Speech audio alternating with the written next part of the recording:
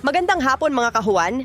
Sa paglubog ng araw, habang unti-unting dumidilim at pinapalamig ng dapit hapon ang ating kapaligiran, narito na naman ang weather ni Juan upang magbigay ng pinakahuling balita tungkol sa ating panahon. So sit back, relax at panoorin ang ating pinaka-latest na weather update. Magandang hapon po sa ating lahat. Narito po ang weather update sa araw ng Miyerkules, December 6, 2023. Wala naman tayong pinabantayang low pressure area o anumang bagyo sa loob at labas ng ating Philippine Area of Responsibility, pero itong easterlies o yung mainit na hangin na nagagaling sa dagat Pasipiko ay patuloy na umiiral dito sa eastern section ng ating bansa. Kung makikita natin, may mga kaulapan dito at ito yung magdadala ng maulap na panahon na may mga kalat-kalat na pag-ulan dito sa eastern section ng Visayas at Mindanao.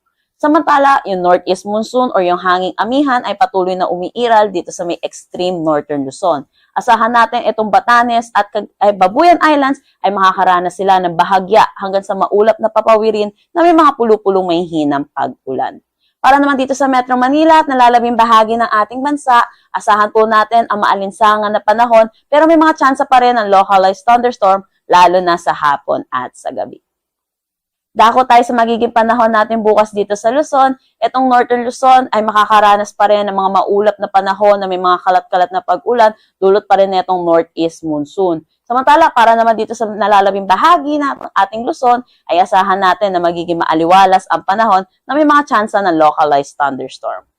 Dito sa Metro Manila, maglalaro ang temperatura between 24 to 33 degrees Celsius, Lawag 24 to 31, Tuguegarao 22 to 30, Baguio, 16 to 22 degrees Celsius. Para naman sa Tagaytay, 22 to 30 degrees Celsius, Legazpi, 24 to 31 degrees Celsius. Para naman sa Calayan Islands at Puerto Princesa, maglalaro ang temperatura between 25 to 32 degrees Celsius.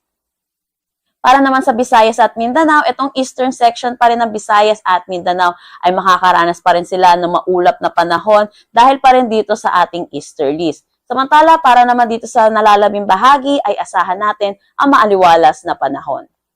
Ang temperatura dito sa Iloilo ay maglalaro between 26 to 32 degrees Celsius, Cebu 26 to 30, Tacloban 25 to 29 degrees Celsius. Para naman dito sa Zamboanga, 25 to 32 degrees Celsius, Cagayan de Oro 24 to 30 at Davao 24 to 31 degrees Celsius.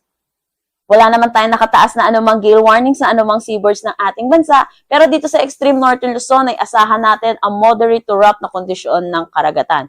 Para naman dito sa nalalabing bahagi ay asahan natin ang slight to moderate. Dako naman tayo sa magiging panahon natin sa susunod na 3 araw sa mga piling syudad ng ating bansa. Asahan natin na makakaranas tayo ng maaliwalas na panahon na may mga tsansa pa rin ng localized thunderstorm lalo na sa hapon at sa gabi. Sa Metro Manila, maglalaro ang temperatura between 24 to 33 degrees Celsius. Sa Baguio, 15 to 24, Legazpi, 24 to 32 degrees Celsius, Metro Cebu, 26 to 32 degrees Celsius. Para naman dito sa Davao, 24 to 33 degrees Celsius. Ang sunset mamaya ay 5:26 p.m. at ang sunrise bukas ay 6:08 a.m.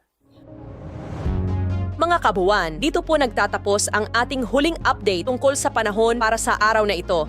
Naway nakatulong sa inyo ang ating weather updates para sa inyong pang-araw-araw na update, trivia at kaunting dagdag kaalaman tungkol sa panahon at klima ng ating bansa.